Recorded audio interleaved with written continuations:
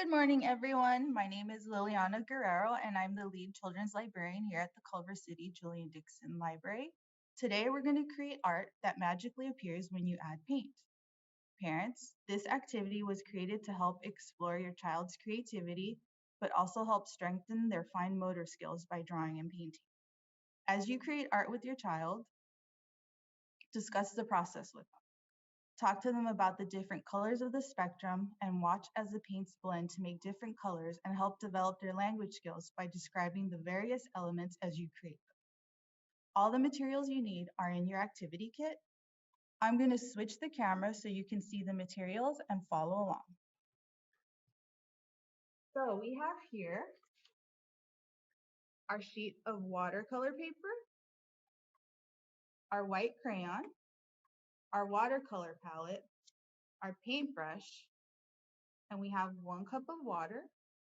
And as an option, you can have some paper towels because we are going to be using the water to paint. So we're going to place our paper, our cup of water, and our watercolors on a dry, flat space. We're going to take our white crayon and we're going to use it to draw or to scribble. So what shape do you think we should start with? Should we start with maybe a circle like a sun? You could always interact with me by putting your ideas in the chat, and I'll be able to follow along with you as well. So I'm drawing the sun, and now I'm going to draw some circles, maybe some triangles. I'm exploring different forms and shapes while I'm drawing. You can do this with your child. You can talk to them about what they're drawing. Are they squiggles? Are they shapes? Liliana, we have a suggestion from the audience. Someone wants to see a square. Can you fit a square into your drawing? Yeah, of course. So here. And I'm gonna push a little hard. I'm putting pressure on my crayon because that way when I paint it, it'll really stand out. And you won't be able to see it very well, but you can feel it. So if you take your finger or your baby's finger and you just gently go over the paper, you're gonna feel that different texture. You're gonna feel the dryness of the paper and the waxiness of the crayon. So just remember that this art experience is choice driven and it's directed by your child. Here's another square.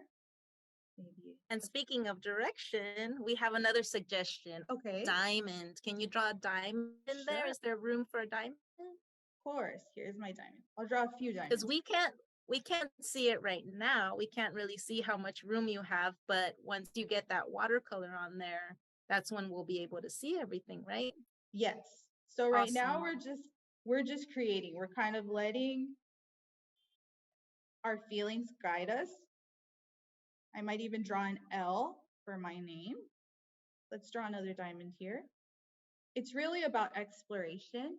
There's no mistakes in process art. You're going to allow your little one to explore. They're discovering different things. Not only are they drawing, but they're also discovering how to hold a crayon or a paintbrush in a little bit, the different pressures that I mentioned earlier and textures. We're allowing them to lead the craft and we're letting them explore without restrictions. That's the key thing to remember. I have one more. Do we have room for one more? Okay, a heart. Ooh, hearts. I love hearts. Let's do a couple of hearts. So if you're noticing your little one grabbing the crayon with their hand like a fist rather than kind of how we normally were used to grabbing our pencils, you can help guide them with something I call pinch fingers. So what I tell my son is we have our 2 pinch fingers, our pointer and our thumb. They're the friends. They're going to do all the work. And this middle finger, that's our bed. So our crayon or our paintbrush is going to rest on the bed while our pinch fingers are doing all the work. They're applying the pressure. They're helping create these lines. Let's do a cloud. I think I have space right here. And remember, I'm also, again, with the pressure, I'm kind of coloring in a little bit. All this is going to come through when we start painting. Okay. Do we have any other suggestions? Yes. Or how about suggestions for color? So we had one suggestion for a shape, which is a star. Okay. And then if there's a certain color that you want Liliana to start painting with, maybe your favorite color, you can put that in the chat for us. And then I'm doing a few smiley faces here. Let's do some more squares. Let's do a moon right here. I like drawing moons. Maybe I can fit a flower right here. Okay. I think I'm ready to start painting. So all right. And thankfully we have a suggestion. We got 2 requests for blue. So let's start with blue. okay, blue it is. So I'm gonna dip my papers in the water. You can see right there. So let's start with this blue. So you're gonna wanna put enough water on the paint. The more water you put, the runnier it'll be. So you wanna, it depends how vibrant you want the color. So I'm gonna start with it just like this. So let's start here. Do you see how it's starting to spread around some of my drawings?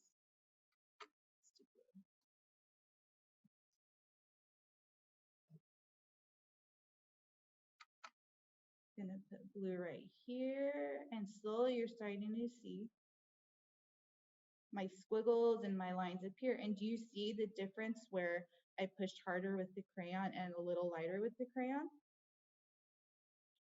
Should we mix colors too? Let's add a little, how about red? If there's any other colors you want to see, go ahead and put it in the chat. We're gonna start painting our entire paper, okay?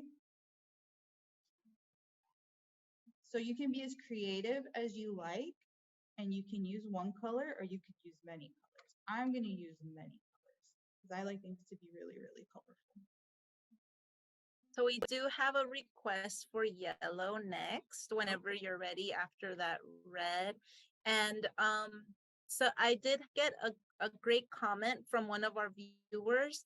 They suggested that if you don't have watercolor paper, because that's not really a common thing that we have lying around at the house usually, they did suggest using a file folder or like a manila folder, and they said that that works well too.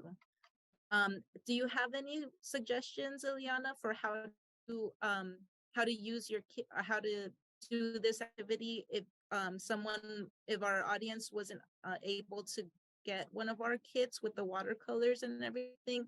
Is there something that they can use, maybe some materials that they might have at home to do this activity? Yeah, so if you want to explore the concept of color mixing, you can even do it with crayons where you're going to just layer the colors right on top of each other, and then you're going to start seeing the different color come out. Another great way to do it is if you have like shaving cream at home. If you have shaving cream at home and baby food colors and a Ziploc bag, you can put the shaving cream in the bag with a couple of drops of the color, and you could just seal it and just let the little one squish it, and you're going to see colors start mixing as well. So it doesn't necessarily have to be with watercolors.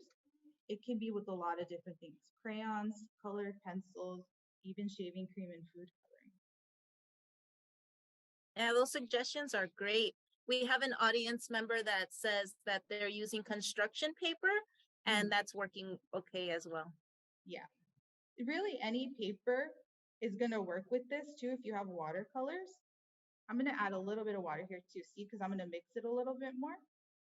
So you can do anything. The paper is going to get wet, but it will dry, and you're going to be able to see these colors. See, we have blue here mixed with yellow, and what color did that make?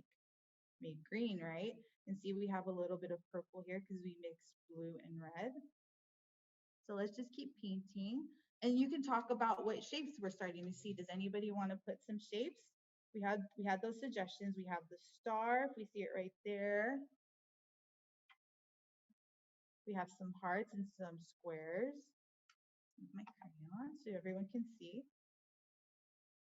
We have a suggestion for orange. Someone wants to see orange on the paper. So let's do a little bit of orange. I made a little bit of orange right here, if you could see that. Let's put orange. So which two colors make orange? Was that yellow and red? Yes, it was. It was yellow and red. And parents, you can use this as an opportunity to talk to your child and introduce new words like runny, wet, waxy. So just have a conversation while you're doing the activity. You're reinforcing those vocabulary words. Let's do more orange. See, I want it to be a little bit more vibrant, so I'm going to put a little bit more.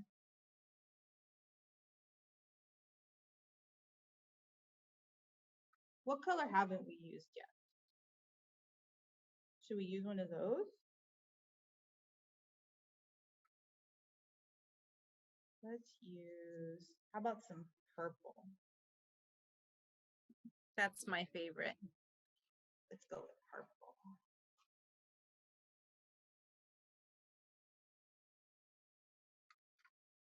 Have you used green? We do have a suggestion for green. Oh, let's use green. I don't think I have.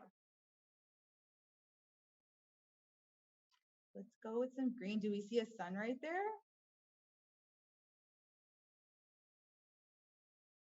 Let's use some green.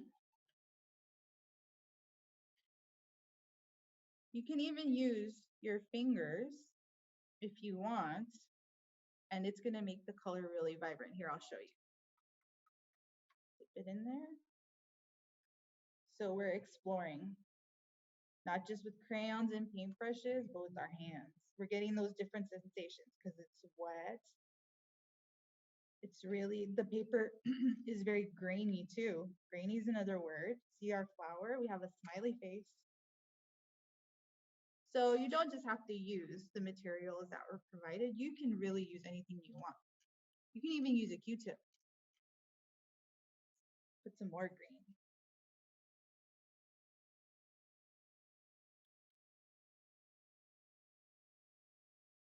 Let's see, I'm starting to make a little bit of a mess here, but that's okay. It's part of the process. It's not necessarily the destination, it's the journey, right? That's a great model for art. Someone else mentioned you can use cotton balls to paint too. So there's lots of things around the house that you can use to do any art projects. And just remember, with process art, it's just really about letting them lead, letting them make the decisions they want. They're also learning spatial awareness. So they're starting to see the differences. If something's really close or really far, they're making decisions on what they want their painting to look like. It's really them expressing themselves without having to use words, but we're also introducing lots of words to them. Okay, I think I'm just about done with my painting. That's awesome. Thank you, Jackie. So this is a good opportunity to have a conversation with your child about what they created and how they felt while they were painting. Let me switch back so you can see me. Hello, back again. So we have some amazing library resources that are going to help reinforce some of the concepts we learned today. A couple of picture books that you could check out at the library and share with your children. Ellie's Crayon Adventure by Glen Marsh, Sky Color by Peter Reynolds, Blue Chicken by Deborah Freedman, and Beautiful Oops by Barney Saltzburg. Those links you will find in the chat. Those are amazing picture books that talk about painting and creating art. We also have some amazing resources for parents. Preschool Art, It's the Process, Not the Product by Marianne Kohl. Art Workshop for Children, How to Foster Original Thinking with More Than 25 Process Art Experiences by Barbara Rucci. And we also have some amazing parent tips and other activities for early learners on our website. Again, all those links are going to be in the chat for you to explore. And just remember, with your painting, you're going to let it dry. Let me show you. This was what we just created. You're going to let it dry for best results. It's going to look a little warped. Don't worry, it will flatten out a little bit. But no two art pieces are going to look the same. Here are some examples of some stuff that I've done. You could explore your ABCs. You can make more faces, more smiley faces, or even I made a small mountain range right there. So, do we have any questions?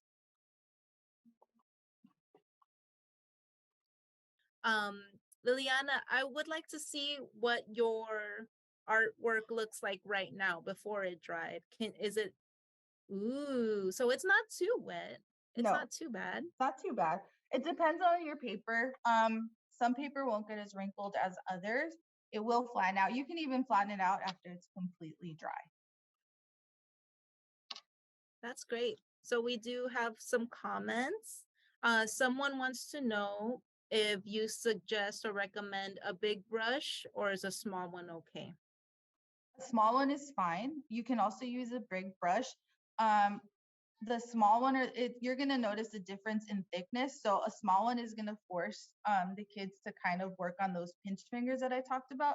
Whereas if it's a little bigger, it's going to be a little easier for them to hold. So if it's more comfortable for them to hold the bigger brush, you could start with that one. And then you can slowly kind of introduce the thinner brushes. It's really just getting them to practice holding a pencil or a pen and then being comfortable with that. And then that's when you start getting smaller because you're working on kind of that muscle memory, the dexterity, and the fine motor skills. Yeah, that makes sense. Thank you for that information. Also, we have a question. Someone wants to know if there are any other early learning activities. Maybe, I'm not sure if they mean virtual programs coming up or in general. Yeah, well, we do have 2 more virtual programs scheduled, one in July and one in August.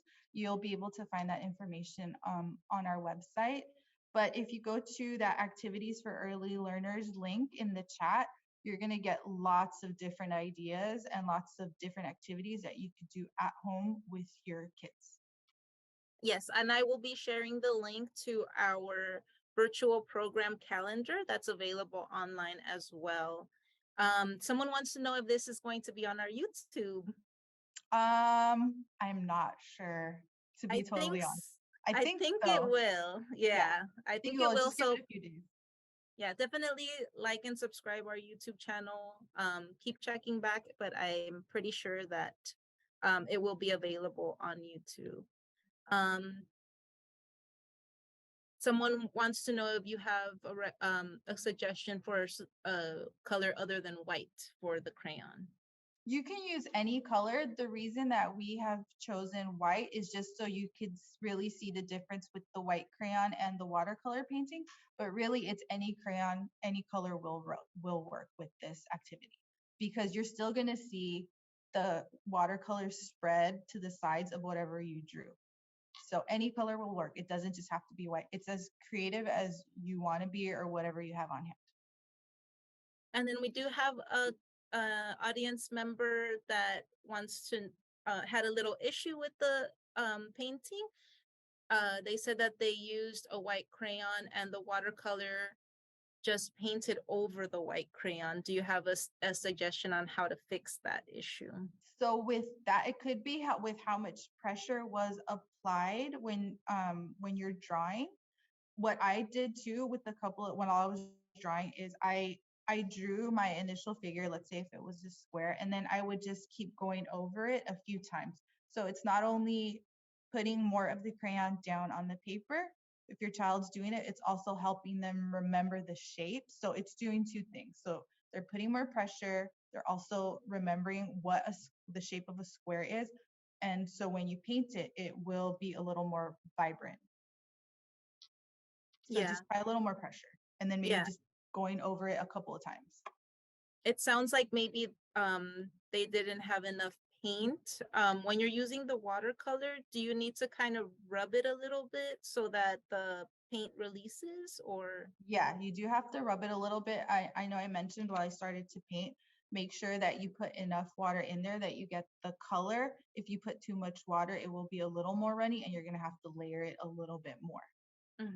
Yeah, and I like how you did use your finger because you do kind of get more color from Mhm. there. So maybe they could try using their finger over the crayon so that Yeah. they could get the paint on the paper.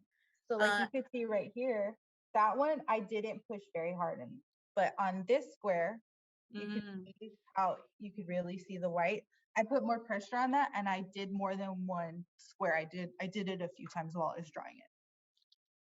Okay, and then a couple other comments before we wrap up our program. We do have someone that says that their 3-year-old daughter got the pinch fingers down with the Yay. paintbrush. Yay. So I'm happy. yay, celebrate that. Yeah. And then we have someone else that said that their 4-year-old wants to meet us both one day. Well, you can come visit me at the Culver City Library if you want to come say hello. And I'm at the Bellflower Library, Brackensee. Okay, well, thank you so much, Liliana, for sharing that with us. You're very welcome. Thank you for joining me, everyone. Visit us at the library. And thank you all for joining us for upcoming virtual events. Visit our website, lacountylibrary.org. I will put the link in the chat for you. And don't forget to sign up for our summer discovery program. You can follow us on social media for the latest updates. You can sign up for our summer reading program either in person or online. And thank you again for joining us. Goodbye, everyone. Bye, everyone.